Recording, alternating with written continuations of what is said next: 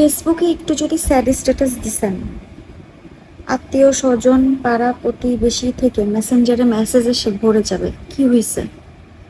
আর বিবাহিত হলে তো কথাই নাই, শ্বশুরবাড়ির মানুষজন ননদ থেকে শুরু করে ভাবি থেকে শুরু করে সবাই আপনাকে মেসেজ করবে যে কেন আপনি স্যাড স্ট্যাটাস দিছেন। ভাই, আপনাকে বলতে তো আমরা বাধ্য না। মানুষের লাইফে কেন এত ইন্টারফেয়ার করেন? আমি স্যাড স্ট্যাটাস দিতেই পারি, আপনি কি হয়েছে বলা বন্ধ করুন। আচ্ছা, আপনি কি হয়েছে বললেনও, জানতেও ছিলেন, প্রতি উত্তরে আমরা কি দিব? কিছুই না, আসলে এমনি দিয়েছি। কেন? আপনাকে যে বলতে ইন্টারেস্টেড না আমরা, এটা আপনি বুঝতেছেন না? তাহলে আপনি কেন জিজ্ঞেস করেন কি রে, কি হয়েছে? এগুলা বন্ধ করেন। আমরা মনের কথা, মনের ভাব প্রকাশ করে ফেসবুকে একটু শান্তি পাই।